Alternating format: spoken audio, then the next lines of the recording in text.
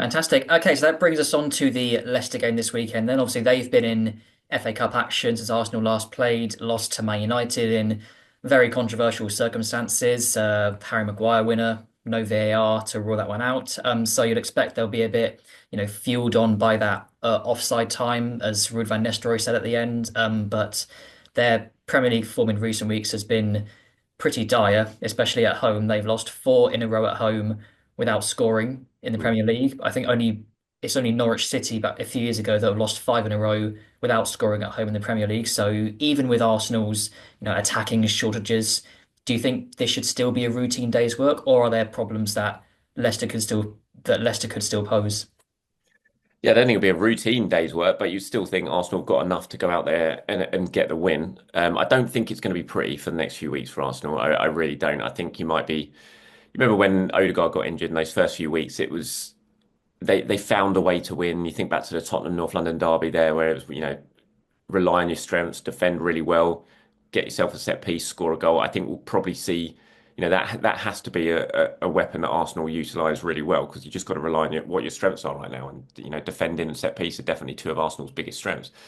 Um, so yeah, I think they will. I think they will have enough. Leicester will be a threat. There's no doubt about it. He may be old now, but Vardy's shown against Tottenham recently that he's still a threat.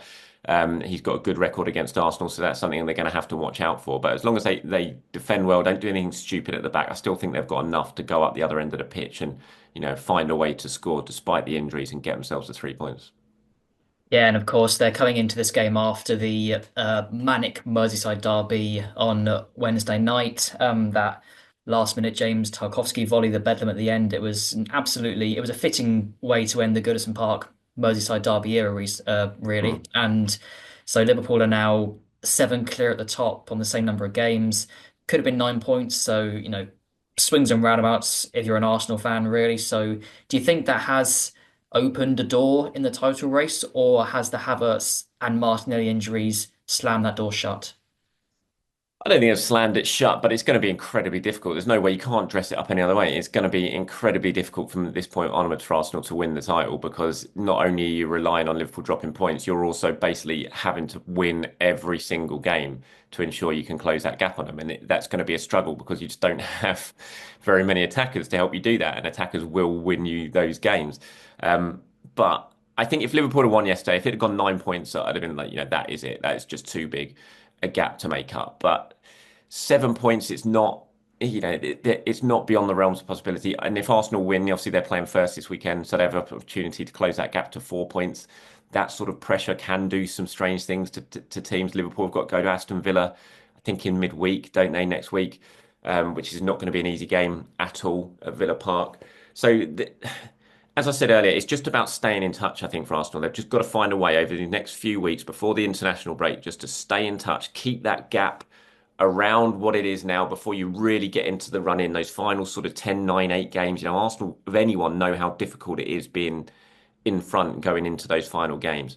The pressure does absolutely ramp up, and if you find yourself behind, it can be a real struggle. So it's just about staying in touch and distance. It was a brilliant game last night, brilliant drama, as you said, a fitting end to the Goodison Park Merseyside derby era. The scenes at the end is what football's all about, and yeah, it was a great moment, and I'm sure lots of Arsenal fans cheered as loudly as Everton fans when that goal went in. So it does keep things alive. It does keep things interesting. We'll have to see what the next few weeks bring. Yeah, I may have let out one or two fist pumps at my desk when that volley went in, but do you think there could be a psychological boost to Arsenal with that? Because that's the first time this season we've really seen Liverpool sort of lose their heads at the end. I know it was triggered by Yeah. Decore celebrating in front of the away fans, but obviously Curtis Jones got sent off, Arne Slot got sent off, and it harks back a bit to that Arsenal Liverpool game at Anfield 2 years ago, where there was the Granit Xhaka got he lost his head a little bit. So do you think that could potentially be a boost for Arsenal? Like, could Liverpool, you know, be psychologically affected by what happened, and that could linger on for a few weeks? Time will tell, I suppose, but it would be interesting if it was the other way around and if it was Arsenal doing all that yesterday. I'm sure they wouldn't have heard the end of it for the next week or so. Every single opinion column piece in the newspapers or podcast, or Gary Neville, Jamie Carragher wouldn't have stopped talking about how Arsenal had lost their heads and they were showing signs of pressure and all that sort of thing. Doubt we'll see any of that.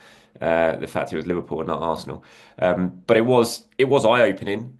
you've not really seen, especially Slot. He's so cool and composed. Normally, it was the first time I've really properly seen him just, like you said, lose his head. That's exactly what he did. Um, I kind of liked what Curtis Jones did because that was Decore winding up the Liverpool fans, and if that was happening to Arsenal fans, I kind of want one of my players to stand up for the fans. So I kind of like what he did there, but um, it certainly opens them up to questions of, oh, is the pressure getting to them a little bit? And they've just come off the back of the FA Cup defeat as well. Now they've dropped points in the Merseyside derby. Now they've had slots sent off. They've had the assistant manager sent off. So God knows who's going to be in the dugout for the next couple of games for them. No Curtis Jones as well, of course, obviously. So yeah, few question marks certainly for Liverpool, hovering over Liverpool after that result. They're still in an incredibly strong position. They're still overwhelming favourites to go on. I'll be very very surprised if they don't go on and win the title from here. But getting yourselves over the line, it's not easy. You got to do it, and it's not easy. No one hands it to you on a plate, and it's up to them to do it now.